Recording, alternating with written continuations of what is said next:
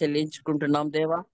ఈ ఉదయకాలపు వేళ నాయన మరొక నూతన దినాన్ని మాకు అనుగ్రహించినందులకై స్తోత్రాలు చెల్లించుకుంటున్నాం నాయన. సజీవమైన దేవుణ్ణి ఆరాధించుటకు మమ్మల్ని అందరినీ సజీవ లెక్కలో ఉంచిన విధానాన్ని బట్టి వేలాది వేల స్తుతులు స్తోత్రాలు చెల్లించుకుంటున్నానయ్యా. అనుదినము మా భారాన్ని భరిస్తూ వస్తున్న దేవా నీకు స్తోత్రాలు చెల్లించుకుంటున్నాం తండ్రి. తరతరం నుండి నిలిచి ఉన్న దేవుడవు నీవే ప్రభా. ఇరుకులో విశాలత కలుగజేయువాడవు నీవే అని ఈ ఉదయకాలపు వేళ మిమ్మల్ని పూజిస్తున్నాం, ఆరాధిస్తున్నాం తండ్రి. ఆయన తండ్రి నువ్వు నీతిమంతులను ప్రేమించి వాడవు నాయన. వధింపబడిన గొర్రె పిల్లగా మా మధ్య ఉన్నందులకై స్తోత్రాలు చెల్లించుకుంటున్నానయ్యా తండ్రి. నువ్వు యథార్థవంతుడవు నా ప్రభా, కృప చూపించే దేవుడవు తండ్రి. అందుని బట్టి స్తోత్రాలు చెల్లించుకుంటున్నాం. ఈ ఉదయ కాలపు వేళలో నానా ఇదిగో తండ్రి జూమ్ మీటింగ్ లో చేరి వచ్చిన ప్రతి కుటుంబాన్ని బట్టి ప్రతి బిడ్డను బట్టి వందనాలు స్తోత్రాలు చెల్లించుకుంటున్నానయ్యా తండ్రి. ప్రతి ఒక్క అక్కరను తీర్చమని వేడుకుంటున్నాం నాయన. ఇంకా ఎవరైతే రక్షణ పొందలేదో వారిని రక్షణలోకి నడిపించమని ప్రార్థిస్తున్నాను దేవా. కనికరం చూపించండి. అదే విధంగా తండ్రి ప్రభా, ఎవరెవరు ఏ ఏ ప్రాబ్లమ్స్ గుండా వెళ్తున్నారో సమస్య ఎరిగిన దేవుడవు కదా నాయన తండ్రి. వాటిని అన్నిటి నాయన తీర్చమని వేడుకుంటున్నాను తండ్రి. ఉదయకాలం 3 గంటల నుండి ప్రభా నీ సన్నిధిలో నీ బిడ్డలు మొరపెడుతున్నారు నాయన. వారి ప్రార్థనలన్నీ మీరు ఆలకించి అంగీకరిస్తున్నందులకై స్తోత్రాలు నాయన. అవన్నీ కూడా మీకు ధూపం వల్ల మీ సన్నిధికి చేరుతున్నందులకై స్తోత్రాలు చెల్లించుకుంటున్నాను తండ్రి. మరి ముఖ్యంగా నాయన ఇదిగో తండ్రి ప్రభా, వాక్యం చెప్పబోతున్న ఐరిన్ రీటా గారి మేడం బట్టి వందనాలు స్తోత్రాలు చెల్లించుకుంటున్నానయ్యా. ఆ బిడ్డను మీరు నిండారుగా దీవించండి నాయన తండ్రి. ప్రతి విషయంలో చాలిన దేవుడుగా ఉంటూ ఆదుకుంటున్నామని వేడుకుంటున్నాను నాయన. తను చేస్తున్న జాబ్ లో కూడా మీరు తోడుగా నీడగా ఉండి నడిపించండి ప్రభా. మంచి ఆరోగ్యం దయచేయమని వేడుకుంటున్నాను. ఇంకా నాయన మీ పరిచర్యలో చక్కగా నీ బిడ్డ వాడబట్టకు సహాయం దయచేయమని వేడుకుంటున్నానయ్యా. ఇదిగో తండ్రి వాక్యం చెప్పబోతుండగా నా తండ్రి నీ బిడ్డను సిలువ చాటున మరుగుపరచండి. మాకు కావలసిన ఆత్మీయాహారం అందిస్తుండగా మేమందరం కూడా శ్రద్ధతో విని వాక్యాన్ని తండ్రి మా హృదయాల్లో పదిలపరుచుకొని నా దేవా నా తండ్రి వాక్యానుసారంగా నాయన మేము నడుచుకుంటూ మిమ్మల్ని నాన్న మా జీవితాల ద్వారా ప్రకటించే వారంగా ఉండుటకు సహాయం దయచేయమని చేరి వచ్చిన ప్రియబిడ్డలందరినీ బట్టి వందనాలు చెల్లించుకుంటూ కోర్ కమిటీలో ఉన్న ప్రియబిడ్డలను బట్టి వందనాలు చెల్లించుకుంటూ నాన్న తండ్రి మీకే స్తుతులు స్తోత్రాలు చెల్లించుకుంటూ నన్ను నేను తగ్గించుకుంటూ మీ నామాన్ని హెచ్చిస్తూ మా ప్రభును ప్రియ రక్షకుడైన యేసుక్రీస్తు వారి శ్రేష్టమైన నామంలో ప్రార్థించి బ్రతిమాలి వేడుకొనుచున్నాము తండ్రి. ఆమెన్ ఆమేన్. ఆమెన్ హల్లెలూయా.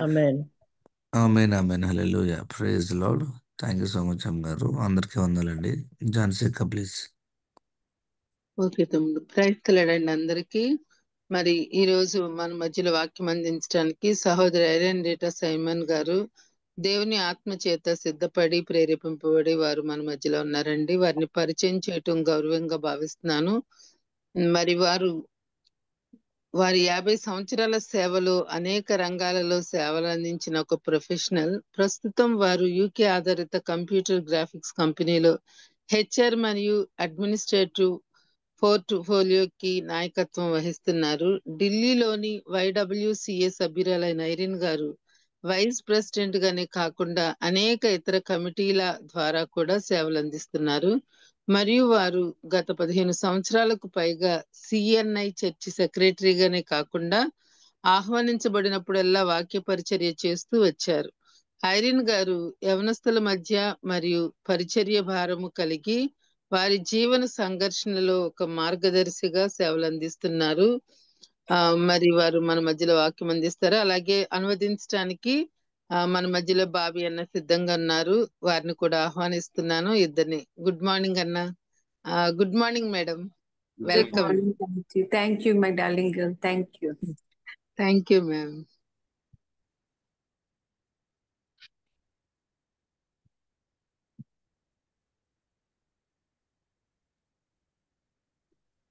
Time is yours, ma'am. Thank you. Shall we start? Come, let's start with a word of prayer. Dear Lord and Heavenly Father, thank you for this beautiful morning, Heavenly Father. Thank you for all your mercies, Heavenly Father. And above all, Heavenly Father, thank you for bringing each one of us here this morning to this altar, Heavenly Father. I ask you to bless each one and their families, Heavenly Father. Give them the wisdom, Heavenly Father, and above all, Heavenly Father, lead them in your ways, Heavenly Father.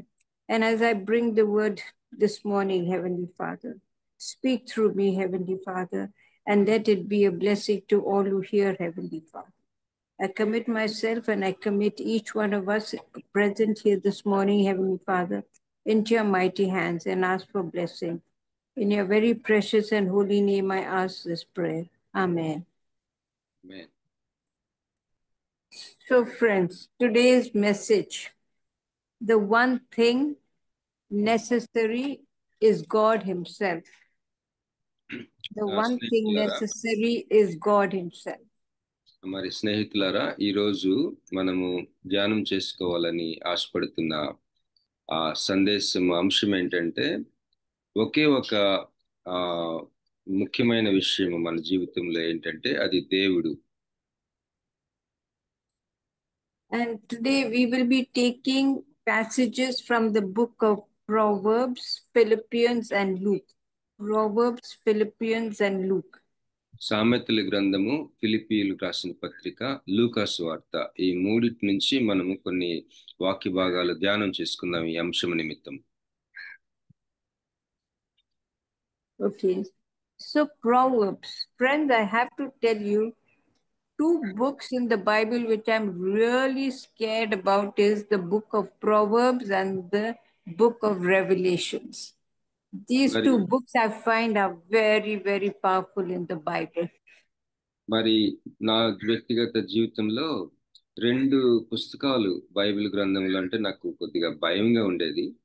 మొదటిది సామెతలు, రెండవది ప్రకటన గ్రంథం. ఇవి కొద్దిగా ఈ రెండు పుస్తకాలు అంటే అర్థం చేసుకోవడం కష్టమని నాకు ఎంతో భయంగా ఉండేది. So now let's take the book of Proverbs. Now what is the book of Proverbs about? ఇప్పుడు మనం సామెతల గ్రంథం చూసినట్లయితే అసలు ఈ సామెతల గ్రంథము అసలు ఏంటి అన్నది మనం చూద్దాం. It's a book. It's a selection. The book of Proverbs is a selection of moral and religious teachings. మరి ఈ పుస్తకము సామెతల గ్రంథము అనేకమైన సామెతలు ఒక కలెక్షన్ అన్నమాట. మరి కూర్పు నైతిక జీవితం గురించి, అలాగే మరి ఆధ్యాత్మిక జీవితం గురించిన ఒక అనేకమైన సామెతల యొక్క కలయిక ఈ సామెతల గ్రంథం. And there are also instructions on how to live a godly life on earth.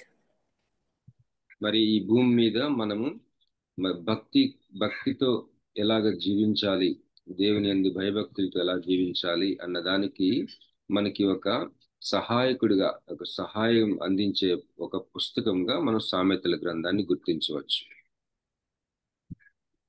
And this godly life to lead us to make sure how we can assure our reward in the life to come.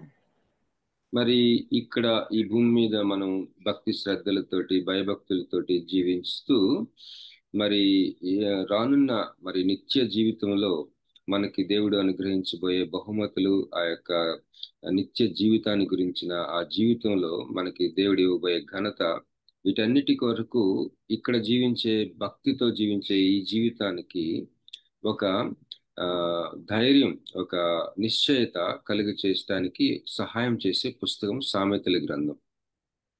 So you can imagine, friends, it is not only what you do here, but it is what you build here for yourselves, for a life afterwards. That is also very, very important. You know, you just can't say, I'm just going to enjoy myself and all.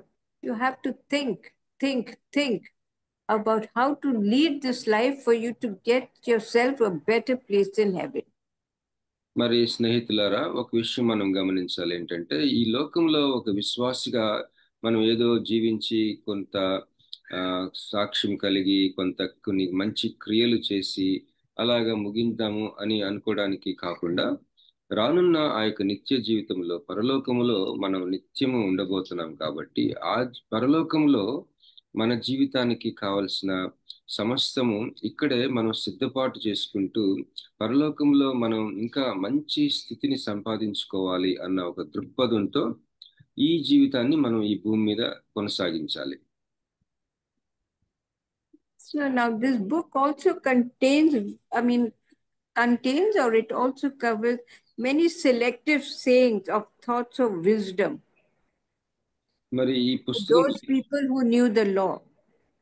సామెతల గ్రంథంలో మరి అనేకమైన సామెతలు, అనేకమైన జ్ఞానులు దేవుని ఎరిగి ఉన్న జ్ఞానులు మాట్లాడిన లేకపోతే వారు అందించిన ఆ యొక్క జ్ఞానంతో కూడిన సామెతలు ఈ పుస్తకంలో పొందుపరిచి ఉండటం మనం చూస్తాం సామెతల గ్రంథంలోని. Now, the book of Proverbs is a selection of Solomon's collection of proverbs that are, he has about 3,000 proverbs and about 1,000 and odd songs, which he is attributed. మరి ఈ యొక్క సామెతల గ్రంథము ప్రధానంగా సొలొమోను రాజు రాసిన సామెతలు. దాదాపు 3,000 పైచిలుకు సామెతలు, అలాగే 1,000కి పైగా ఒకలాంటి కీర్తనలు లేదా పాటలు మరి ఆయన రాశాడు అని పండితులు భావిస్తున్న పుస్తకం ఇది సామెతల గ్రంథం. Now, this book also contains very practical everyday concerns that is based on common sense and good manners. మరి ఈ యొక్క సామెతల గ్రంథంలో దైనందిన జీవితానికి కావలసిన అనేకమైన సూచనలు, అనేకమైన సహాయం మనకి కనిపిస్తుంది. మరి మనము సర్వసాధారణంగా మనకు ఉండవలసిన ఆ యొక్క కామన్ సెన్స్ అంటారు కదా, అంటే ఎలా ఉండాలి ఏ పరిస్థితుల్లో, లేకపోతే అసలు ఏ విధంగా మామూలు సామాన్యంగా ఎలాంటి ఆలోచన కలిగి ఉండాలి, అలాగే మరి మంచి అలవాట్లు, వ్యవహారిక అలవాట్లు, రకరకాల జీవితం కావాల్సిన అలవాట్లు గురించిన అనేకమైన జ్ఞానయుక్తమైన సామెతలు ఈ పుస్తకంలో మనం చూడగలం. Then it also contains family relations, business dealings, etiquette, social relationships that you need to have self-control. మరి వ్యాపార లావాదేవీలు అవ్వచ్చు, మరి కుటుంబ సంబంధ బాంధవ్యాలు అవ్వచ్చు, మరి సమాజంలో సామాజిక జీవితానికి కావలసిన సహాయము, ఆలోచనలు, దానికి కావలసిన నేర్పు అవ్వచ్చు, అలాగే మన జీవితం ఒక ప్రత్యేకమైన శైలిలో నడిపించుకోవడానికి కావలసిన సూచనలు, సహాయము, జ్ఞానము, ఆలోచనలు, వివేచన అవ్వచ్చు. ఈ పుస్తకంలో ఎంతో విలువైన విషయాలు పొందుపరిచి ఉన్నాయి సామెతల గ్రంథంలోని. Now, the book of Proverbs, friends, it's a very practical book that we should honestly take trouble to read, because it concerns everyday life. It concerns everyday concerns that are applicable. For example, we can take about humility, humanity, patience, respect for the poor. And it doesn't only contain certain things, it contains everything for every aspect of our life. And it is also, whatever status you are in, it doesn't matter. It concerns every human being. It has no caste, no creed, no color. It not even bothered about what status you are, but it covers every human being.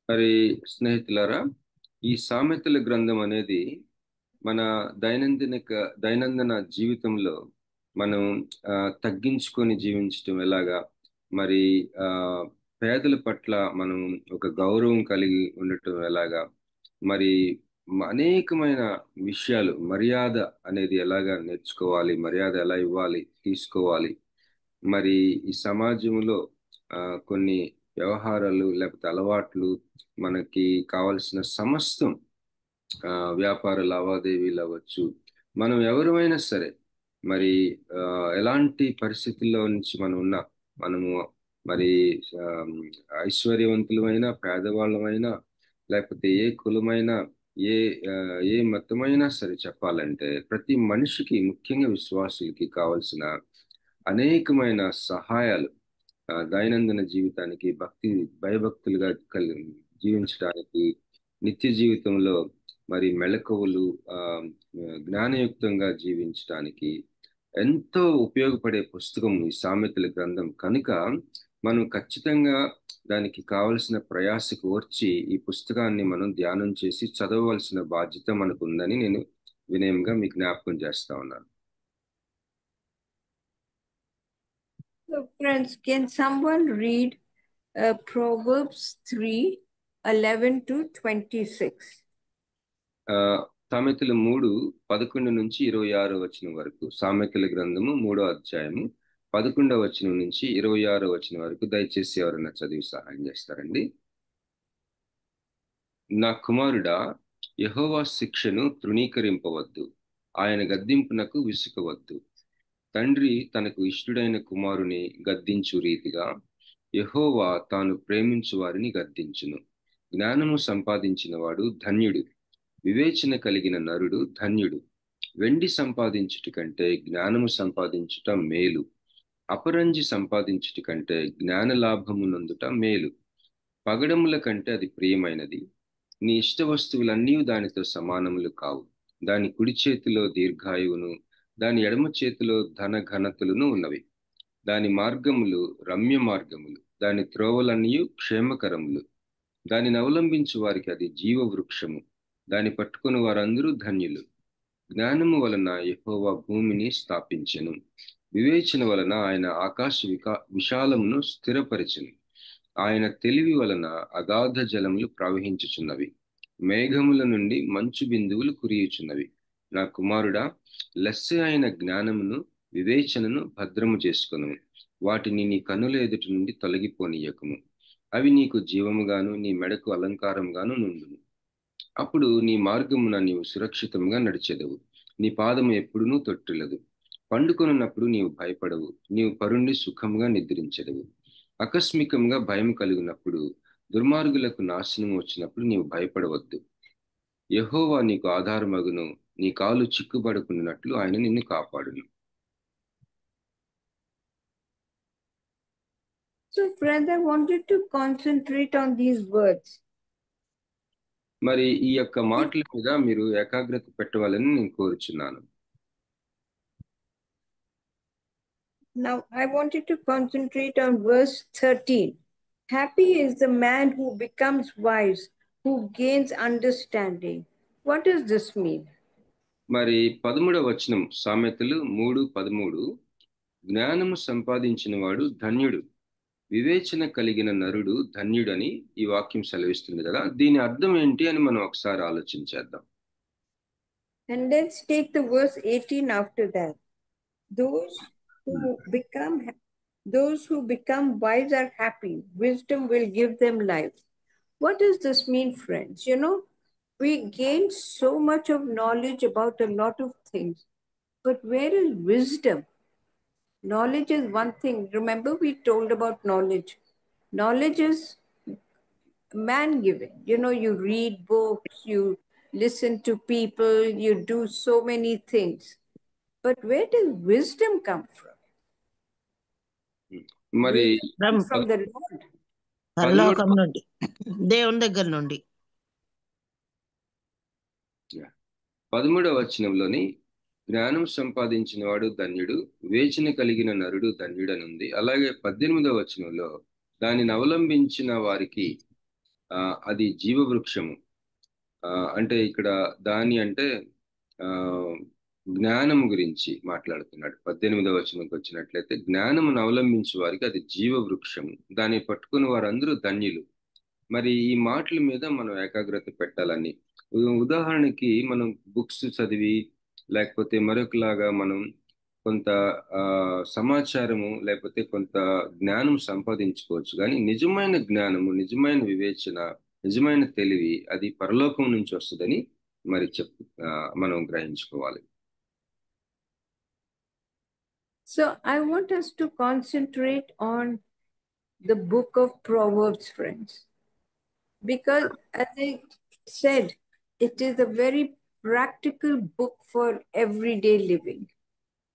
మరి మీరందరినీ కూడా నేను ఈరోజు ఒకటి కోరుచున్నాను, ఏంటంటే మీ యొక్క వ్యక్తిగత జీవితాల కొరకు, దైనందిన జీవితం కొరకు మరి ఈ పుస్తకం మీద మీరు ఏకాగ్రత పెట్టి దీనికి ఎట్లా అయినా సరే, ఎంత కష్టమైనా సరే దీన్ని ధ్యానం చేయాలని, ఈ సామెతల గ్రంథాన్ని మీరు పట్టించుకోవాలని నేను కోరుచున్నాను. And as I said, these are thoughts and wisdom of the people who knew the law of God. మరి ఈ సామెతల గ్రంథంలో ఈ యొక్క సామెతలన్నిటినీ కూడా రచించిన వారు దేవుని యొక్క ధర్మశాస్త్రమును బాగుగా ఎరిగిన రచయితలు. So we cannot go wrong where in this book, because when it is recorded, the law of God, every practical thing, friends, pick up this book and read, because it will give you a lot of wisdom. It will help you to guide you. There are many sayings that are so important, so practical for you and me, all of us. That is the one reason why I'm very scared of this book, because it's so practical and it is so profound. It is a good book to lead us. So read it, because it's a wonderful guide, personal guide, I should say. మరి ఇది ఒక వ్యక్తిగతంగా మనకు దగ్గరుండి ఒక మార్గదర్శిగా, ఒక వ్యక్తి, ఒక గురువు గారు లాంటి ఒక జ్ఞాని మనకు కూడా ఉండి నడిపిస్తే ఎలా ఉంటుందో అంత వ్యక్తిగతంగా మనకి సహాయం అందించే పుస్తకము ఈ సామెతల గ్రంథము. ఈ సామెతల్ని రాసిన రచయితలు దేవుని ధర్మశాస్త్రాన్ని బాగుగా ఎరిగిన వారు కనుక ఈ సామెతలు మనకి దైనందిన జీవితం విషయంలో కానీ, వ్యక్తిగత జీవితం విషయంలో కానీ, మరి సమస్త జీవితం అంతటికీ కూడా సరిపోయిన మనకి సూచనలు, సహాయము, మార్గదర్శకత, మరి మనకి ప్రతి విషయంలో కూడా మనకి నిత్యం ఎంతగానో అవసరమైన జ్ఞానాన్ని, విజ్డమ్ని, సమస్త సహాయాన్ని అందించగలిగిన పుస్తకం కనుక ఈ సామెతల గ్రంథాన్ని మీరు దయచేసి ఎంత కష్టాన్నైనా ఓర్చి దీన్ని పట్టించుకొని దీన్ని ధ్యానం చేసి చదవాలని నేను ప్రోత్సహిస్తా ఉన్నాను. So let's now take the book of Philippians. ఇప్పుడు మనం ఫిలిప్పీ గ్రంథంకి వెళ్దామండి. కొత్త నిబంధనలోని ఫిలిప్పీలకు రాసిన పత్రిక చూద్దాం. And when you read the book of Philippians, is basically Philippians is a book of it's like a thank you letter that was written by Paul. So let's understand this, because it is Paul's letter to the first church that was established in Europe. Paul wrote this letter to the first church, and this was written on his second missionary journey. పౌలు దీనిని రాశాడు, ఫిలిప్పీలకు రాసిన పత్రిక. మరి తన యొక్క రెండవ machinery యాత్రలో రాసిన పుస్తకం ఇది. ఈ ఫిలిప్పీలకి రాసిన పత్రిక ప్రధానంగా కృతజ్ఞతని తెలిపే పత్రిక. పౌలు ఆ సంఘం వారికి తను థ్యాంక్ యూ అని చెప్తూ రాస్తున్న లెటర్ ఇది. వారు ఈ ఫిలిప్పీ అనే ప్రాంతం ఎలాంటిదంటే ఐరోపా ఖండంలోనే మొట్టమొదటిగా స్థాపించబడిన సంఘం. ఆ సంఘానికి వారు చేసిన సహాయానికి కృతజ్ఞత తెలుపుతూ రాస్తున్న లెటరు, పత్రిక ఈ యొక్క ఫిలిప్పీలకు రాసిన పత్రిక. ఇది పౌలు తన రెండవ మిషనరీ యాత్రలో రాశాడు. And that was the first church he established was in Europe, on European soil. So now, what are we to understand from this?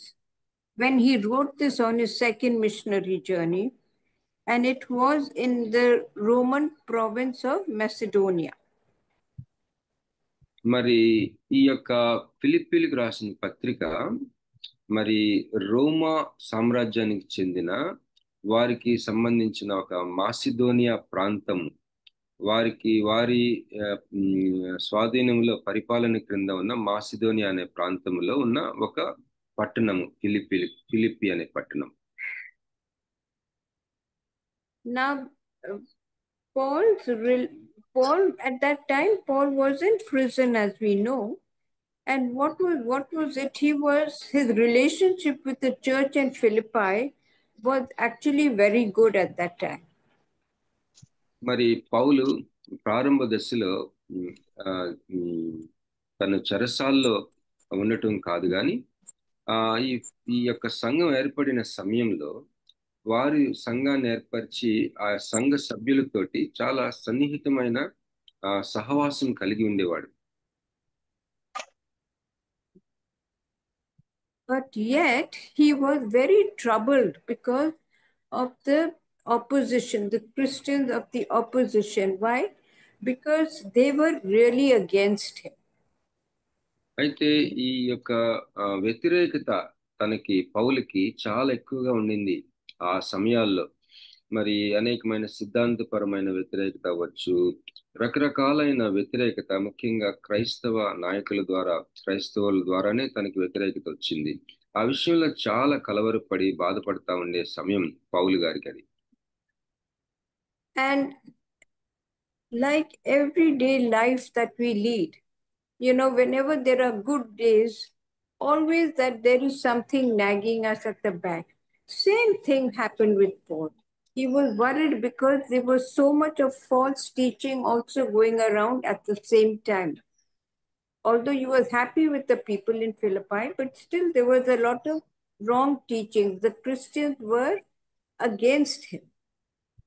మరి అనేకమైన తప్పుడు సిద్ధాంతాలు ప్రబలుతా ఉన్నాయి పౌలు ఈ యొక్క సంఘాన్ని స్థాపించిన సమయంలో, లేకపోతే ఆ సంఘం కొంత పురోగవృద్ధి చెందుతున్న సమయంలో పౌలు సంతోషిస్తా ఉన్నాడు. కానీ ఒక ప్రక్కన, మరొక ప్రక్కన మరి అనేకమైన విషయాలు తనని కలవరపరుస్తా ఉన్నాయి. ఈ సంఘంలో కాదు కానీ ఆ చుట్టుపక్కల ప్రాంతాల్లో తను పరిచర్య చేసిన ప్రాంతాలు అవ్వచ్చు, మరి ఎంతో వ్యతిరేకత, తప్పుడు సిద్ధాంతాల బోధలు, ఇవన్నీ కూడా తనని కలవరపరుస్తూ బాధ పెడతా ఉన్నాయి. ఆ సమయంలో మరి పౌలుకి ఒక సంతోషం కూడా ఉంది. ఏంటంటే ఫిలిప్పీలో ఉన్న సంఘం గురించి సంతోషిస్తా ఉన్నాడు. Now Paul was, as I said, he was very troubled. So what he wanted, he kept guiding the people to have a humble attitude towards Jesus. మరి అనేకమైన మిషనరీ యాత్రలు, అనేకమైన సంఘాలు స్థాపించిన వ్యక్తిగా, మిషనరీ యాత్రలు చేసిన వ్యక్తిగా మరి పౌలు ఆ యొక్క అనేకమైన సంఘాల్లో వేరే చోట్ల కొన్ని సమస్యలు, తప్పుడు సిద్ధాంతాలు ప్రబలటం, మరి వ్యతిరేకత కలగటం, ఇవన్నీ కూడా ఒక ప్రక్కన బాధతో ఉన్నప్పటికీ కూడా దాన్ని మనసులో పెట్టుకొని ఈ ఉత్తరం రాస్తూ వీరిని ఒక మంచి శ్రేష్టమైన ఒక సలహా లేకపోతే ఒక సూచన ఇస్తా ఉన్నాడు. యేసు ప్రభు విషయంలో తగ్గింపు అనేది చాలా అవసరం అని ఈ యొక్క ఫిలిప్పీలకు రాస్తూ ఉన్నాడు.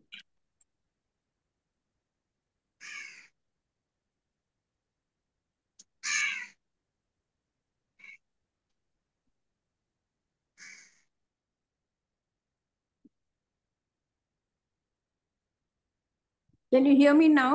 Yes, sister. Yes. Yeah, sorry, the electricity just went off.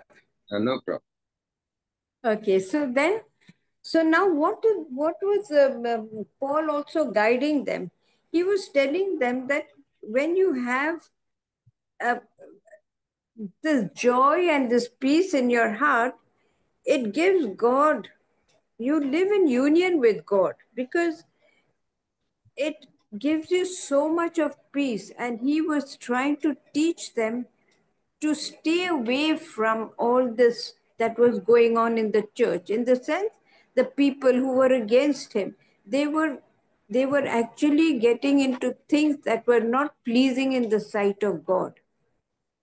మరి ఈ సంఘస్థులకి, ఫిలిప్పీలో ఉన్న ఆ యొక్క విశ్వాసులకి రాస్తూ, మరి మీరు ఆ యొక్క సమస్త జ్ఞానమునకు మించిన సమాధానం కలిగి ఉన్నప్పుడు, లేదా ఎల్లప్పుడూ సంతోషంగా ఉంటూ ఉన్నప్పుడు మీరు దేవునితో మరి ఎంతో సహవాసం కలిగిన వారుగా ఉంటారు అని వారికి చెప్తా ఉన్నాడు. మిగిలిన చోట్ల అనేక ప్రాంతాల్లో అనేకమైన సమస్యలు విశ్వాసుల మధ్య సంఘాల్లో ఉన్నప్పటికీ కూడా ఫిలిప్పీలైన మీరు మరి సమాధానము, సంతోషం కలిగి ఉండటం ద్వారా దేవునితో ఒక మంచి సహవాసం కలిగి ఉండటానికి అవకాశం ఉంటుందని చెప్పి రాస్తా ఉన్నాడు. And when you have this union with Christ, you not only, there is a lovely feeling that you get, you know, you're just, it's full of pride, it's full of joy. You have so much of peace. So Paul was always urging his people to have this union with Christ, to మరి live a good life. మరి క్రీస్తుతో ఒక ఐక్యమైపోయి యేసు క్రీస్తులో నిలిచి ఉండటం అనేది చాలా నొక్కి వక్కాణించాడు ఈ యొక్క ఫిలిప్పీలో ఉన్న విశ్వాసులకి. క్రీస్తులో ఉండటం, క్రీస్తులో నిలిచి ఉండటం, క్రీస్తుతో ఒక వ్యక్తిగత సంబంధం కలిగి ఉండటం, మరి అది సంతోషం ద్వారా, మరి సమాధానం కలిగి ఉండటం ద్వారా ఇంకా వృద్ధి పొందుతుంది. కనుక దాని మీద మీరు ఎక్కువగా ఏకాగ్రత పెట్టి దానిలో వర్ధిల్లాలని చెప్పి ఆయన ఫిలిప్పీలకు రాసిన పత్రికలో ఆ విశ్వాసులకి హెచ్చరికలు చేశాడు. And now let us read Philippians 3 verses 7 to 14. ఫిలిప్పీలకు రాసిన పత్రిక 3వ అధ్యాయం 7వ వచనం నుంచి 14వ వచనం వరకు చదువుదామండి. దయచేసి ఎవరైనా చదువుతారండి. అయినను ఏవేవి నాకు లాభకరములయ్యుండెనో వాటిని క్రీస్తు నిమిత్తము నష్టముగా ఎంచుకొంటిని. నిశ్చయముగా నా ప్రభు అయిన యేసు క్రీస్తును గూర్చిన అతి శ్రేష్టమైన జ్ఞానము నిమిత్తమై సమస్తమును నష్టముగా ఎంచుకొనుచున్నాను. క్రీస్తును సంపాదించుకొని ధర్మశాస్త్ర మూలమైన నా నీతిని కాక క్రీస్తునందలి విశ్వాసము వలననైన నీతి అనగా విశ్వాసమును బట్టి దేవుడు అనుగ్రహించు నీతి గలవాడనై ఆయన యందు అగపడు నిమిత్తమును ఏ విధము చేతనైనను మృతులలో నుండి నాకు పునరుద్ధానం కలగవలనని ఆయన మరణ విషయంలో సమానానుభవము గలవాడనై ఆయన పునరుద్ధాన బలమును ఎరుగు నిమిత్తమును ఆయన శ్రమలలో పాలివాడనొకటి ఎట్టిదో ఎరుగు నిమిత్తమును సమస్తమును నష్టపరుచుకొని వాటిని పెంటతో సమానముగా ఎంచుకొనుచున్నాను. ఇదివరకే నేను గెలిచితినని అయినను, ఇదివరకే సంపూర్ణ సిద్ధి పొందితినని అయినను నేను అనుకునటలేదు. కానీ నేను దేని నిమిత్తము క్రీస్తు యేసు చేత పట్టబడితినో దానిని పట్టుకొనవలనని పరుగెత్తుచున్నాను. సహోదరులారా, నేను ఇదివరకే పట్టుకొని ఉన్నానని తలంచుకొనను. అయితే ఒకటి చేయుచున్నాను, వెనుక ఉన్నవి మరచి ముందున్న వాటి కొరకై వేగిరపడుచు క్రీస్తు యేసునందు దేవుని ఉన్నతమైన పిలుపునకు కలుగు బహుమానమును పొందవలనని గురి యొద్దకే పరిగెత్తుచున్నాను. Amen. Praise the lord. Thank you, Prasida. So friends, like I was saying in earlier times, the Old Testament that we were reading was basically our foundation, our grounding, and the struggles and of people and how things came to a head at one point in time.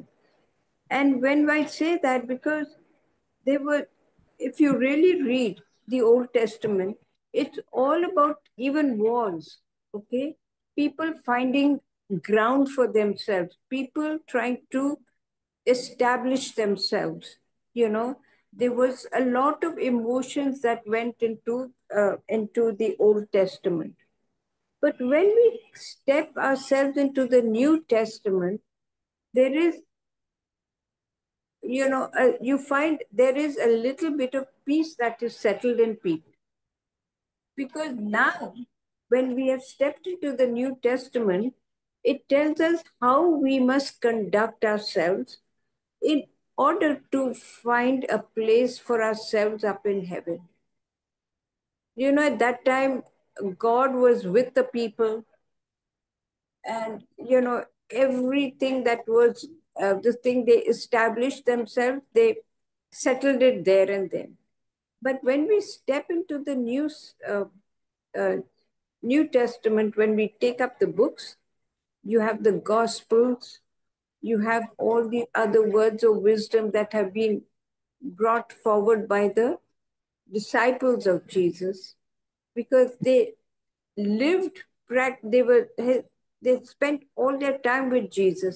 So with the result, their teachings of what they gained from Christ was so strong. And there were so many things that were taught to them in practical ways. And that is what this New Testament book is about. So therefore, every time when even even in our churches on Sunday, the priests they start off with telling you about the Old Testament because that is the foundation. We always need to understand our foundation. And then when we step, and then what is we always have to read what passage from the Gospels. One of the 4 Gospels is always read. If you really take the trends that happens in church. And then there is also the other books of wisdom that the passages that are read. Now, like today, we were taking the book of Philippians. What was the book of Philippians about? It was basically a thank you note. See, Paul, during his struggles, went through a great amount of trouble. He was imprisoned, he was accused, there were many things that were happening with him. But yet, how God spoke to his people and they sent things to him for his maintenance, for his living. He was struggling. He didn't have time for himself. But still there were people to support him.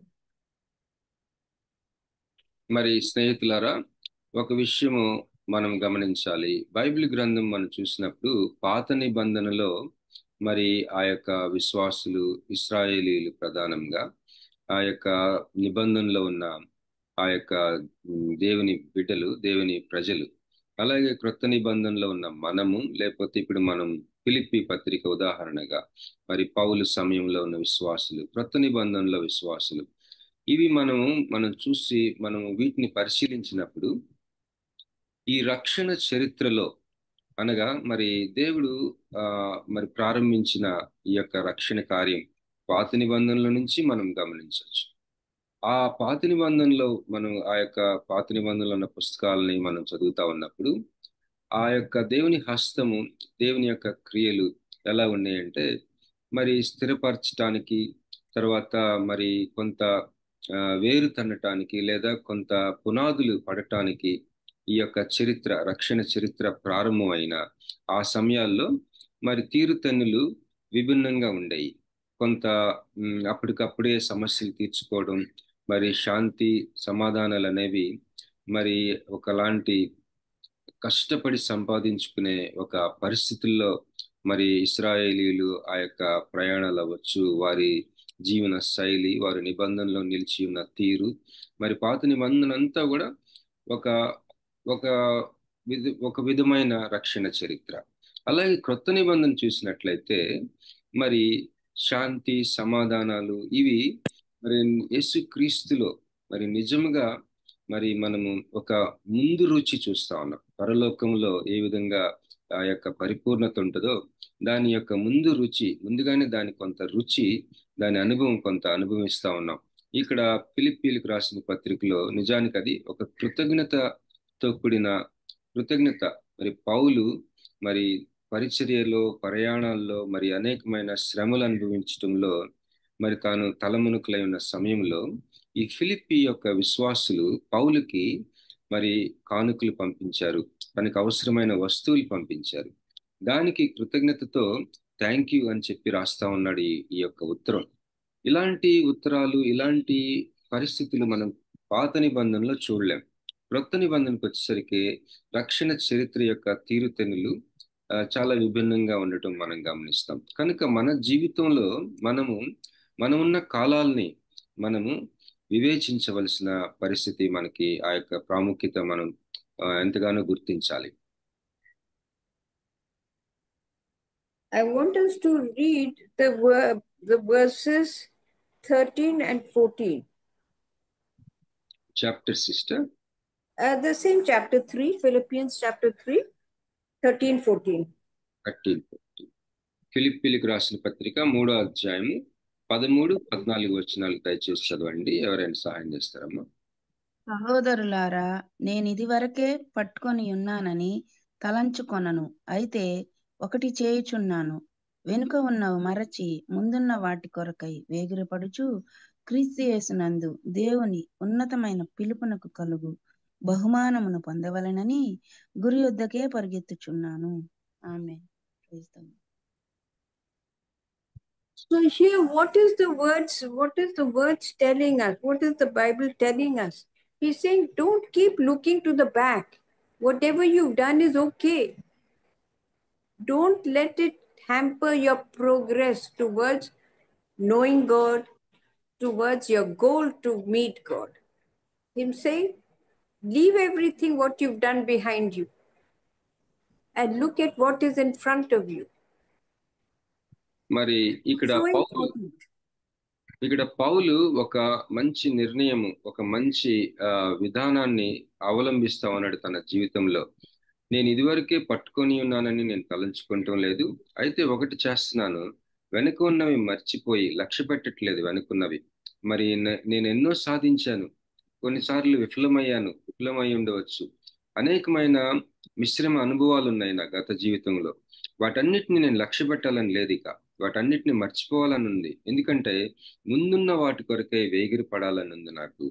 క్రీస్తు యేసునందు దేవుని ఉన్నతమైన పిలుపు నాకు కలుగు బహుమానమును పొందవలనని గురి ఎద్దుకే పరిగెడుతున్నాను నేనని చెప్పి, ఇలాంటి వైఖరి, ఇలాంటి మనస్తత్వం మనం కూడా కలిగి ఉండాలి. గతంలో మిశ్రమ అనుభవాలు ఉండి ఉండొచ్చు, వాటిని లక్ష్య పెట్టకుండా అవి మన జీవితాన్ని, మన భవిష్యత్తుని లేదా భవిష్యత్తుకి మనం వెళ్ళవలసిన ఆ యొక్క స్ఫూర్తిని దెబ్బతీయకుండా, వాటిని లక్ష్య పెట్టకుండా ముందుకు వెళ్ళాలి అన్న ఒక నడుము కట్టుకోవాలి. ఒక స్ఫూర్తి లేదా ఒక కదలిక, ఒక నిర్ణయం మనం పౌలు వలె తీసుకొని ముందుకు వెళ్ళే మనస్తత్వం మనం కలిగి ఉండాలని ప్రోత్సహిస్తున్నాను.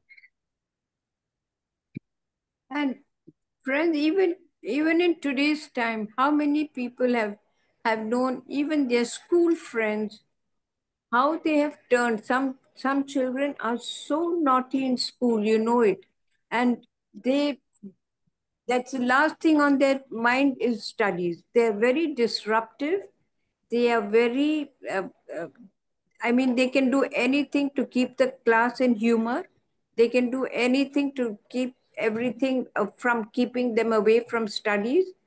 But what happens? A change starts taking place in their lives as they grow older, and they realize what they've done in their youth, and they make changes. They make life changes in themselves, and then you suddenly realize the power that they bring to society. This is what God is, in many cases, tells us, that forget what you've done in your past. He doesn't remember them. You pray. God says, I will forget. But you talk to me. You communicate with me. You let me know what you are wanting and let me go through. You think I don't know what you want? But I want you to tell me about it. Discuss it with me. He says, bring it to me. I am carrying all your burdens. I am going to be showing you the way forward. మరి దేవుడు మనతో చెప్తా ఉన్నాడు ఈరోజు, మరి నాతో మాట్లాడండి. నీ జీవితంలో విషయాలు నాకు అన్ని తెలుసు, తెలియదని కాదు, కానీ నాతో దాని గురించి తర్కించు, దాని గురించి వివరంగా నాతో ప్రార్థనలో మాట్లాడు. మరి ఉదాహరణకి ఒక ఉదాహరణ మనం ఆలోచించినట్లయితే, మనం చిన్నప్పుడు స్కూల్లో కానీ కాలేజీలో కానీ మరి చిన్ననాటి స్నేహితులు ఎవరైనా మనకి జ్ఞాపకం వస్తే, ఒకవేళ ఆ స్టూడెంట్, ఆ చైల్డ్ చాలా చిలిపిగా, చాలా అల్లరి చిల్లరిగా, మరి ఎంతో అల్లరి పెట్టే ఒక బాలుడిగా లేకపోతే ఒక బాలికగా, తను క్లాసులో సరిగ్గా చదవకుండా, మరి అట్లాంటి ఉండి అలాగా ఎదుగుతా ఉన్నప్పుడు ఏదో ఒక సమయంలో తను పరివర్తన కలిగి, మరి కాలక్రమేణా సమాజానికి ఎంతో ఉపయోగపడే ఒక మంచి వ్యక్తిగా తయారవటం. ఇలాంటి ఎగ్జాంపుల్స్, ఇలాంటి జీవితాలు మన యొక్క జీవితంలో ఎంతో మందిని మనం చూస్తూ ఉండొచ్చు. అలాంటి జీవితాలను మనం చూసినప్పుడు, ఒకప్పుడైతే వారి గత జీవితం నిజంగా ఎంతో అల్లరితో కూడిన ఒక స్టూడెంట్ లైఫ్ అయి ఉండొచ్చు. మరి కానీ ఈ రోజుకి చూస్తే ఎంతో పరివర్తనతో కూడిన, ఎంతో సమాజానికి ఉపయోగపడే గొప్ప శ్రేష్టమైన సహాయాన్ని సమాజానికి ఇస్తా ఉండొచ్చు అదే వ్యక్తి. ఇలాంటి ఒక మోడల్ మరి ఈ పౌలు ప్రస్తావిస్తా ఉన్నాడు. వెనుకున్న వాటిని మరిచి ముందున్న వాటి కొరకే వేగిరపడుచు అన్న ఒక మనస్తత్వం మరి గతంలో మరి అనేకమైన జరిగి ఉండొచ్చు. దేవుడు అంటున్నాడు, నీ గతమంతా నాకు తెలుసు, నాతో మాట్లాడు, నాతో దాని గురించి సమాలోచన చేద్దాం. నాకు తెలియదని కాదు, కానీ నాతో మాట్లాడి దానిని ఏ విధంగా నువ్వు ప్రాసెస్ చేసుకోవాలి, ఏ విధంగా నువ్వు ముందుకు వెళ్ళగలవు, ముందున్న వాటి కొరకు ఏ విధంగా వేగిరపడుచు అలాంటి మనస్సుని ఏ విధంగా మరి తెచ్చుకోగలవు, ఆ విషయంలో నేను నీకు సహాయం చేయగలనని దేవుడు మాట్లాడుతూ ఉన్నాడు.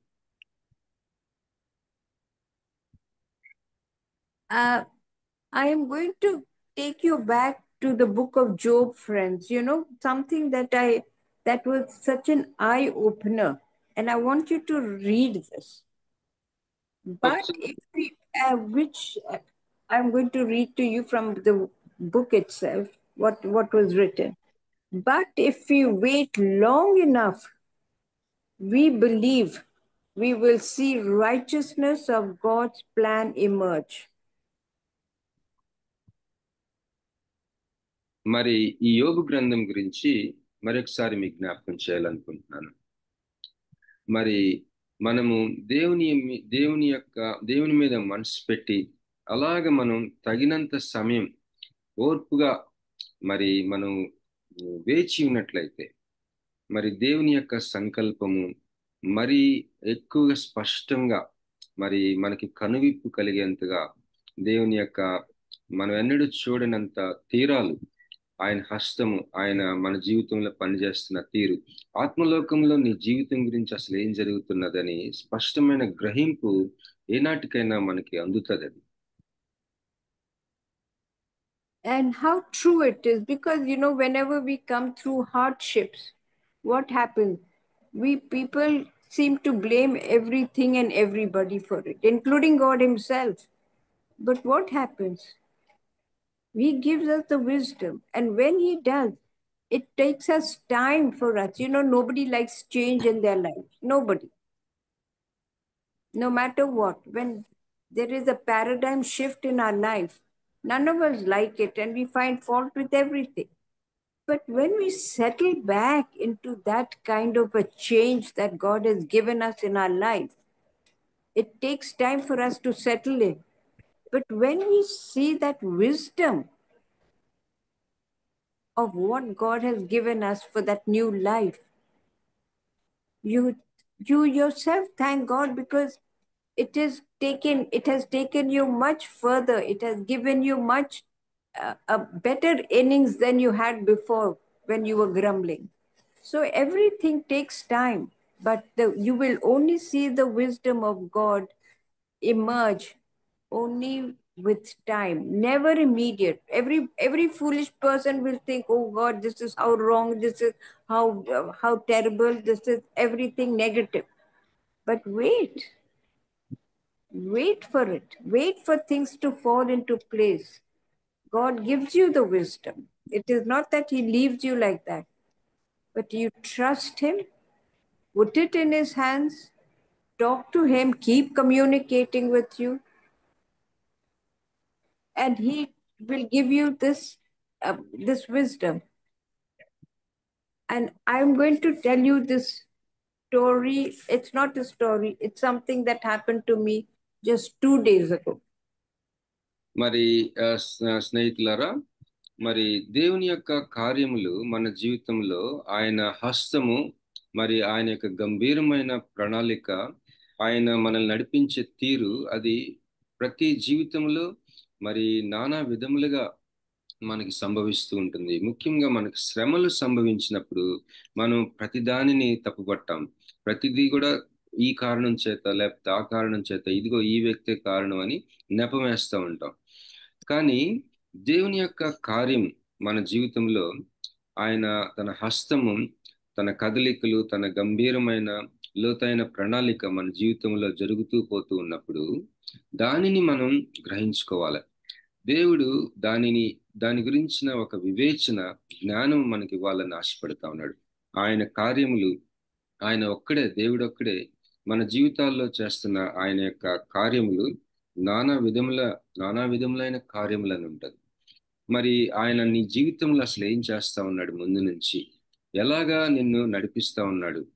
మరి ఒక్కొక్కసారి చాలా పెద్ద పెద్ద మార్పులు వస్తూ ఉంటాయి. ఆ మార్పులు, ఆయన తీసుకొచ్చిన మార్పుల్లో మనము దానిని గ్రహించుకొని దానిని అంగీకరించడానికి కొంత సమయం పడుతుంది మనకి. మరి దేనిని గొణుక్కుంటూ కాకుండా దేవుడు అసలు ఏం చేస్తున్నాడు నీ జీవితంలో, ఆయన కార్యం ఏం జరుగుతా ఉంది, మరి దాని గురించి ఆయనతో మాట్లాడుతూ ఉండాలి ఎడతెగక. దాని గురించి ప్రస్తావిస్తూ ఉండాలి ప్రార్థనలో. మరి వ్యక్తిగత రహస్య ప్రార్థనలో దేవుడు నీ జీవితంలో అసలు ఎలాంటి కార్యం చేస్తా ఉన్నాడు, ఎలాగ నడిపిస్తా ఉన్నాడు, మరి పైనుంచి ఒక పక్షి చూస్తే ఏ విధంగా ఉంటుందో అలాగ నీ జీవితాన్ని పరిశీలించుకుంటూ దేవుని హస్తాన్ని నీవు వివేచించే ఆ యొక్క ప్రక్రియ నీ జీవితంలో నీవు అవలంబించుకోవాలని ప్రభు పేరిట ప్రోత్సహిస్తా ఉన్నాను. So what happened, friends? I also attend this John Samuel's prayer sessions in the morning at 6 o'clock every morning. And I also attend the Jim Joy's prayer sessions, which used to take place 7:30 in the evening every day. And now they've already also started it in the mornings, okay? Which I don't attend because it's clashing with my prayer time, which I was attached to earlier. So what happened when we started during Zoom, during COVID, we started most of these prayer sessions were always during COVID, remember? And that was the time I also got involved. Now what happened was all of us came onto Zoom. And why was Zoom created? Because, before Zoom happened, and before COVID happened, everyone used to meet everybody. We were always connected, and everything was face to face, which means it was very physical. Face to face means very physical. You were seeing each other, you were talking to each other, you were hugging each other, you were exchanging pleasantries, you were talking nice things, you were also talking nonsense behind people's backs. So that's life that everybody leads every day, that was taking place. But when COVID came, COVID brought Zoom in. And what was Zoom about? That you could see each other physically, but you could not be there together. You could see each other, so that the connectivity remained intact. And it was not like a video call, which means a video call, you don't see the person, you do not know the expressions, you do not know what the person is going through. And this was getting me very, very upset. This not coming on Zoom. It was prayer times. At first we were doing so, there was so much of animation between us. We were really enjoying ourselves. We were joking with each other. We were pulling each other's legs. We were giving good advice. We were helping people out. So this thing was like you were never away. Now, I don't know, for some reason, people started switching off their videos. And this was getting me very angry. Why? Because I'm the kind of person, okay, so why am I the kind of person? Because I live alone. So when you live alone, friends, you're always wanting people around, because when you come from a big family, you're so used to people in your life. So for me, it became really terrible. I couldn't handle something that, I'm talking to something inanimate, something that is not going to help me with my emotions, help me with my thought process. So I used to get very, very upset, and I used to speak to a few of my friends in the group. And I used to say, what nonsense is this? I'm going to stop attending the prayer sessions. But then when you get drawn to something, so then sometimes I used to just join them. And then finally, I took a decision because now it was driving me really, really crazy. And yesterday's reading was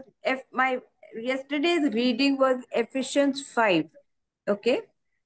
But when I opened the book, so I told my friend, and I switched on day before, I switched on the Zoom, and I saw that everybody's cameras were off. Always mine is the only one that's on, because I like to see people. And then I got so upset, I switched off. Of course, I was angry with myself. I'm always angry with myself for things I know I'm doing wrong. It's not that. And I always say I've got white hair for, it's not painted. It's through experience.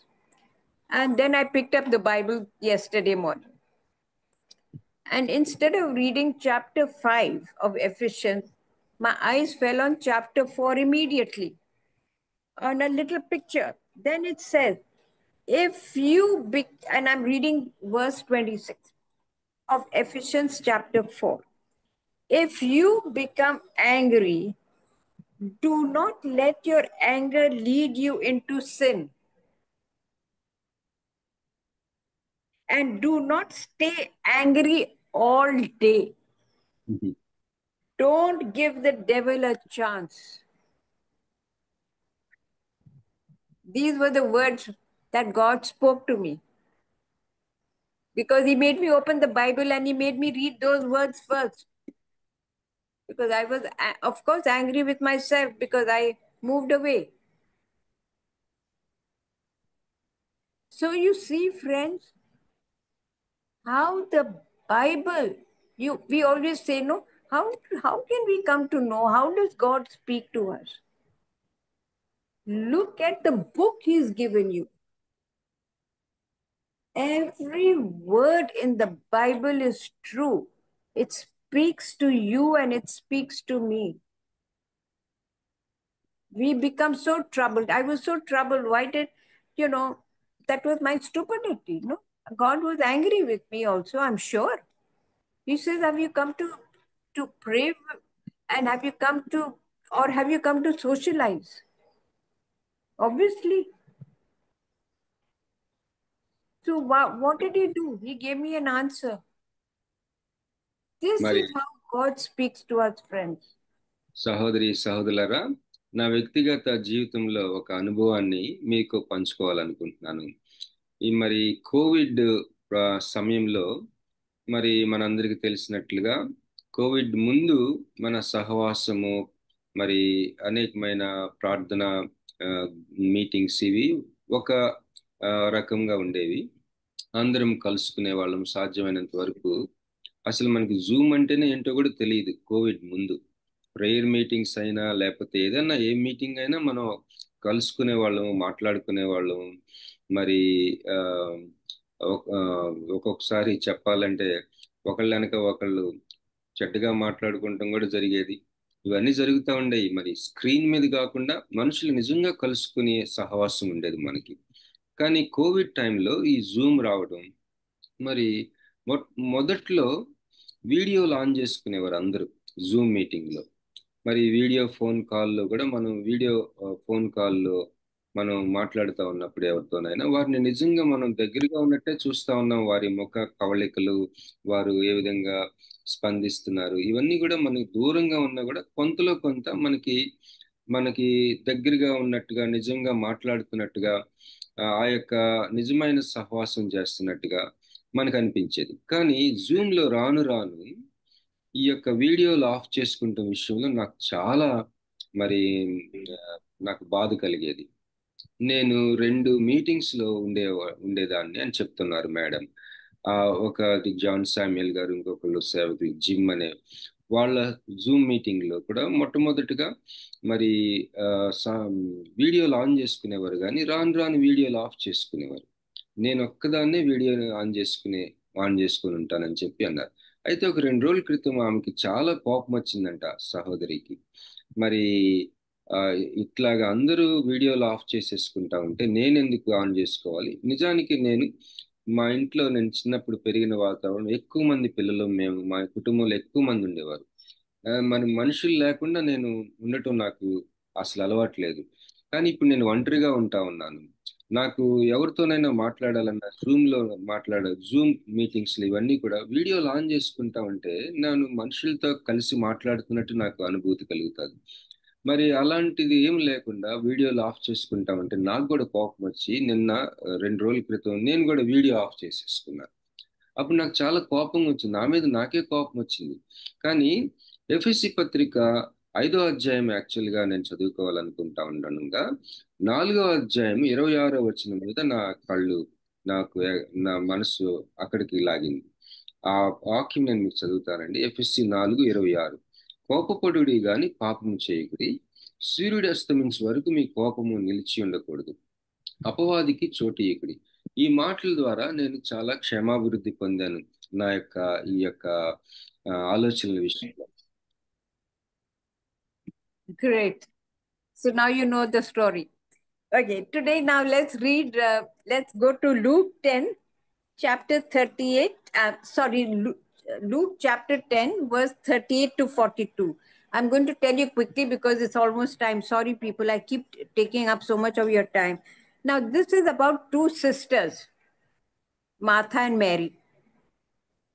I want you to read this passage because this is something that goes on in every household. Because when Jesus came with his disciples, they came into a village and they came to a house where Martha and Mary were residing. Okay. And what happened?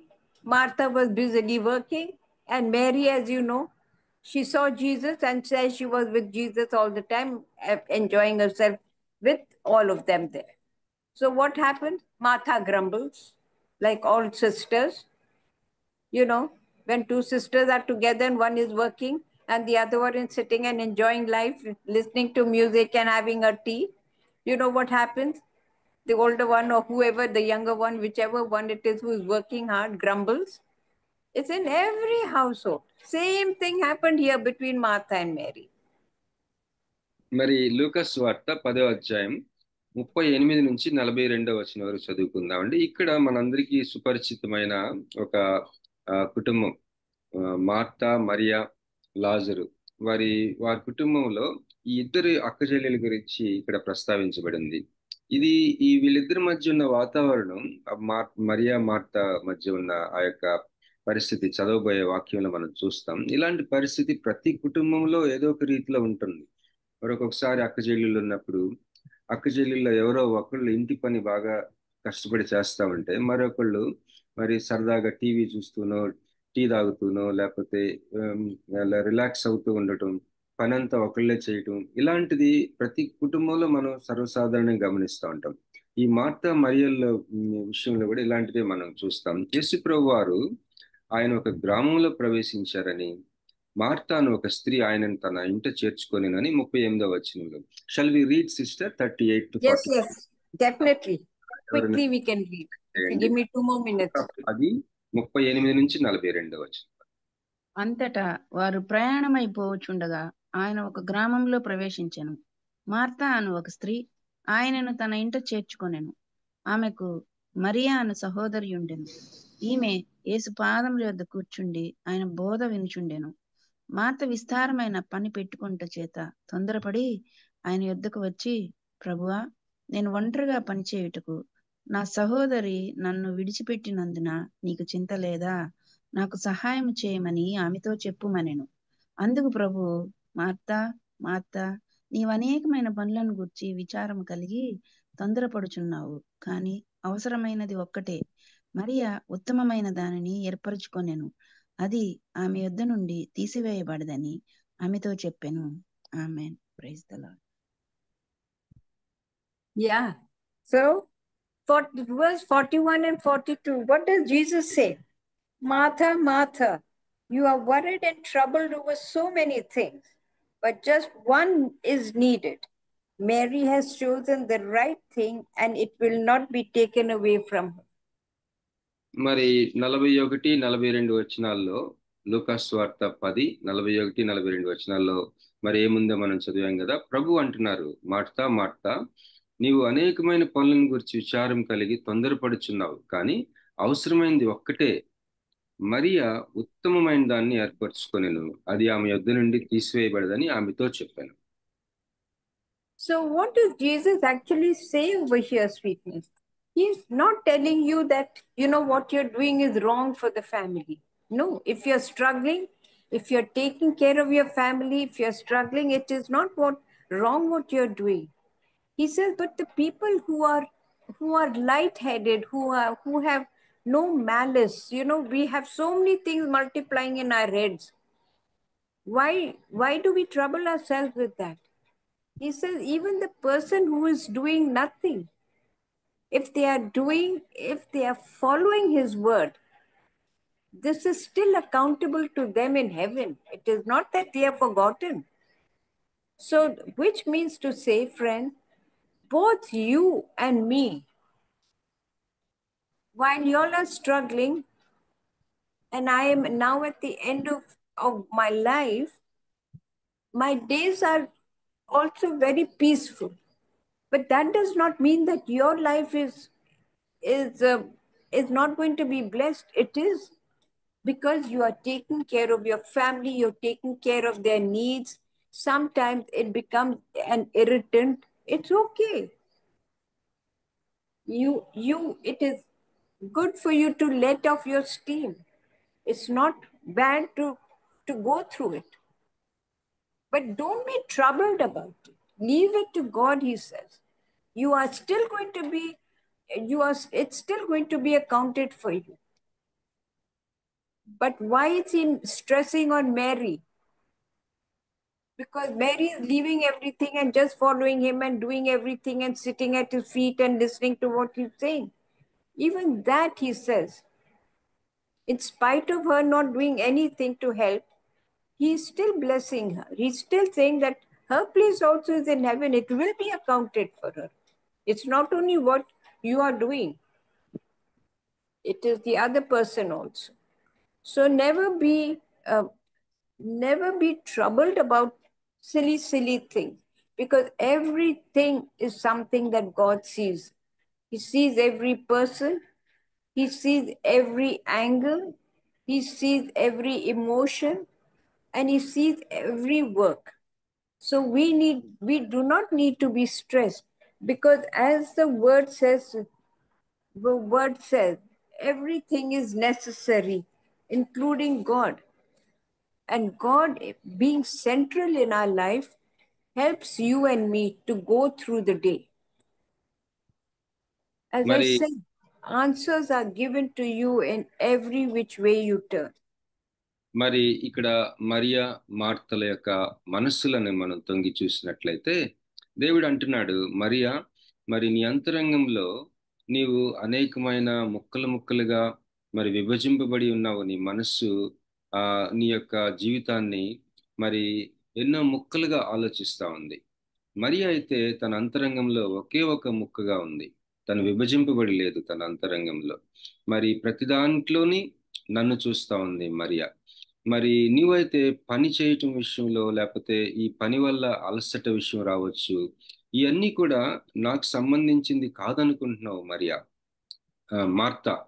Martha నువ్వు పని చేస్తూ నిజానికి ఎంతో ఉపయోగకరమైన పని చేస్తా ఉన్నావు. So కుటుంబానికి సహాయం చేస్తా ఉన్నావు, సపోర్ట్ చేస్తా ఉన్నావు, ఎంతో అవసరమైన పనే చేస్తున్నావు మార్తా. కానీ నువ్వు విభజించబడి ఉన్నావు లోపల. నీ అంతరంగంలో ఒకే ఒక ఏక మనస్సు లేదు. కానీ మరియకి ఏక మనస్సు ఉంది. అది ఉత్తమమైన దాన్ని ఎంచుకుంది. ఆమె నా పాదముల దగ్గర కూర్చున్నా, నీకు సహాయం చేసిన, ఇంటి పని చేసిన మరియకి నేను మాత్రమే ముఖ్యం, నా కొరకే చేస్తా ఉంది. కానీ నీ అంతరంగంలో మార్తా, నీవు విభజింపబడి ఉన్నావు అని చెప్పేసి తన అంతరంగాన్ని తనకు చూపించడం. మనం కూడా మన జీవితాల్లో ఒక్కొక్కసారి మనమేమో కష్టపడతా ఉంటాం. ఇంకొక జీవితాన్ని చూసినప్పుడు వాళ్ళు ఎంతో రిలాక్స్డ్గా ఉండుండొచ్చు. వృద్ధాప్యంలో రిటైర్ అయిపోయిన స్థితిలో మంచి సమాధానంగా, శాంతిగా, రిలాక్స్డ్గా ఉండుండొచ్చు. ఒక్కొక్కసారి మనమైతే ఎంతో కష్టపడి కుటుంబానికి సమస్తం సమకూరుస్తూ ఉండుండొచ్చు. ఏది చేసినా సరే ఒక్కోసారి మరి ఈ యొక్క కష్టపడి పనిచేస్తున్నప్పుడు మనకి చిరాకు వస్తుంది. ఈ చిరాకు రావటంలో కూడా తప్పేం లేదు. ఇవన్నీ కూడా ప్రభు కొరకు నేను చేస్తున్నాను అని ఏక మనసుగాని మనకుంటే, అది మరియకు ఉంది. అలాంటి ఏక మనస్సు ఉండాలని ప్రభు ప్రోత్సహిస్తా ఉన్నారు. Okay, I just want to tell Pastor he's had there's something about the translation which is not too clear. I want you to call me up and we'll discuss what was something that wasn't clear to you. I'll speak to him. So if he can call me up anytime, I'll help him with his, not a problem. Maybe because of the long... I speak too fast? Not fast, sister. It's maybe he's mentioning about the long sentences. Okay. Can you then you explain it to him, Bobby? Sure, explain it to him or ask him to call me. I'll talk to him. Yeah, Pastor No problem. కోట బాలస్వామి గారు ఒక message పెట్టారండి. Translation కొద్దిగా కష్టంగా ఉండుండొచ్చని.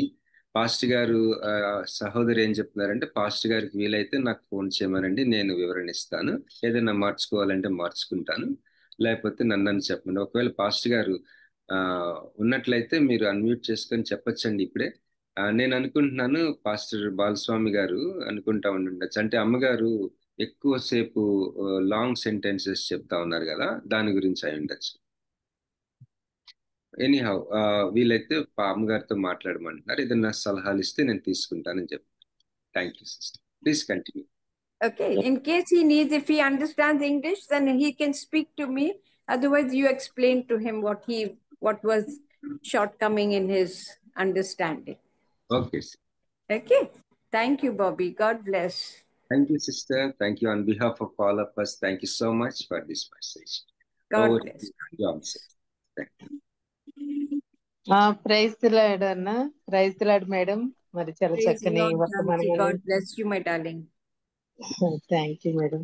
మరి సామెతల గ్రంథం ద్వారా చక్కని వర్తమానం అందించారు. ఫిలిప్పీ పత్రిక ద్వారా మరి ఎన్నో ఆత్మీయ సత్యాలు మాకు వివరించినందుకు వర్చువల్ ప్రేయర్ ఫ్యామిలీ తరపున మీకు ప్రత్యేక వందనాలు తెలియజేస్తున్నాను. బాబీ అన్న కూడా చక్కగా ట్రాన్స్లేట్ చేసినందుకు అన్నకు కూడా థ్యాంక్ యూ అన్న, వందనాలు. మరి ముగింపు ప్రార్థన చేసుకుందామండి. జాన్సన్ వాళ్ళ భార్య వాళ్ళ మేనమామ గారు సడన్ గా యాక్సిడెంట్ అయ్యి స్పాట్ డెడ్ అయ్యారు. వాళ్ళ ఫ్యామిలీ ఆదరణ కోసం దయచేసి ప్రార్థన చేయాల్సిందిగా కోరుతున్నాం. ఆయనకి 28 years ఏనంటండి. దయచేసి వారి గురించి కూడా మీ ప్రార్థనలో జ్ఞాపకం చేసుకోవాల్సిందిగా కోరుతున్నానండి.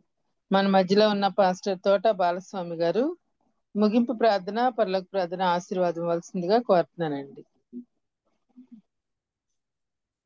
ప్రేమ స్వరూపుడు అయిన మా ప్రియ పరలోకపు తండ్రి, నీ ఘనమైన నామమును బట్టి నీకు వందనాలు స్తోత్రాలు చెల్లిస్తున్నావు నాయన.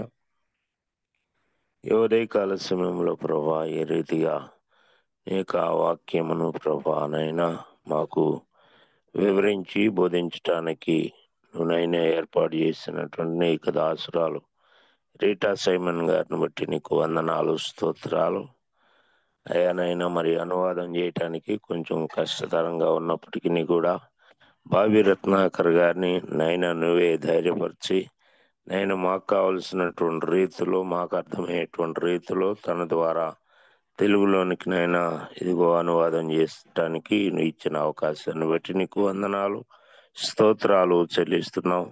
నీ కృపలో ప్రభా నేను ఎందరైతే బిడ్డలు ఈ ఉదయకాల సమయంలో ఒక వర్తమానములు విన్నారో వారందరినీ కూడా నువ్వు జ్ఞాపకం చేసుకునండి. ప్రతి ఒక్కరి యొక్క హృదయంలో నైనా నీ యొక్క వాక్యము నిండారుగా ఫలించినట్లుగా సహాయమును దయచేయమని కూడా ప్రార్థిస్తున్నాం నైనా. ఈ ఉదయకాల సమయంలో నైనా బిడ్డలందరినీ కూడా నైనా నీ ఆత్మ చేతనే నైనా నువ్వే నడిపించమని ప్రార్థిస్తున్నాం. మేము లోకం వైపు చూడకుండా, లోక ఆశల వైపు చూడకుండా నీ వైపు, నీ సిలువ వైపు చూస్తూ నీ నిత్య రాజ్యానికి మేము వారసులు మగునట్లుగా నువ్వే మాకు సహాయమును దయచేసి నీ నామాన్ని ఘనపరుచుకునమని, నిత్యము కూడా నిన్ను ఘనపరిచేటువంటి భాగ్యాన్ని నువ్వే మాకు అనుగ్రహించి నీ నామాన్ని ఘనపరుచుకునమని, వృద్ధాప్యములో ఉన్నటువంటి ప్రభా అనేక దాసురాలు రీటా సైమన్ గారిని కూడా నేను నువ్వే సంపూర్ణమైనటువంటి ఆయుష్నిచ్చి ఆరోగ్యమునిచ్చి అనేక వర్తమానములతో ప్రభా మమ్మల్ని అందరినీ కూడా నైనా ఇదిగో వెలిగించటానికి కావలసిన కృపను నువ్వు అనుగ్రహించమని ప్రార్థిస్తున్నాం. ఈ యొక్క కార్యక్రమాన్ని నాయన ఏర్పాటు చేసి నిర్వహిస్తూ ఉన్నటువంటి బావి రత్నాకర్ గారిని, తనకు సహకరిస్తున్నటువంటి బిడ్డలందరినీ కూడా నువ్వు జ్ఞాపకం చేసుకునండి. అయానైనా ఎందరైతే బిడ్డలు నైనా ఇది జూమ్ మీటింగ్ లో పాల్గొంటూ ఉన్నారో అటు బిడ్డలందరినీ కూడా నువ్వు జ్ఞాపకం చేసుకునండి. అనారోగ్యంతో ఉన్నటువంటి నైనా బిడ్డలందరినీ కూడా నీ గాయపడినటువంటి హస్తంతో ముట్టి సంపూర్ణమైనటువంటి స్వస్థతను నువ్వు అనుగ్రహించమని ప్రార్థిస్తున్నాం తండ్రి. నైనా యాక్సిడెంట్ లోనైనా ఇదిగో చనిపోయినటువంటి నైనా కుమారుని నువ్వు జ్ఞాపకం చేసుకునండి. అయానైనా యవన కాలంలోని ప్రభునైనా మరి దురదృష్టవశాత్తునైనా మరణించి ఉంటుండగా నువ్వు జ్ఞాపకం చేసుకోమని ప్రార్థిస్తున్నాం. విడువబడినటువంటి నాయన కుటుంబీకులందరికీ, వారి యొక్క రక్త సంబంధికులకు, బంధుమిత్రులందరికీ కూడా తగినటువంటి ఓదార్పును నువ్వు అనుగ్రహించమని ప్రార్థిస్తున్నాం తండ్రి. వారికి తగిన ఆదరణ నువ్వే అనుగ్రహించి మహిమ పొందుకునమని ప్రార్థిస్తున్నాం. తాను లేనటువంటి లోటును ప్రభా యొక్క కుటుంబంలో నువ్వే పోడ్చమని ప్రార్థిస్తున్నాం తండ్రి. సహాయమును దయచేయండి. ఈ ఉదయకాలపు దీవెనలతో మమ్మల్ని అందరినీ కూడా దీవించి ఆశీర్వదించమని మమ్మల్ని అందరినీ కూడా నీ కృపా బాహుల్యములకు అప్పగించుకుంటూ మా ప్రభును రక్షకుడును అయిన యేసుక్రీస్తు నామంలో ప్రార్థించి స్తుతించి నీకే అప్పగించుచున్నాం తండ్రి. ఆమేన్.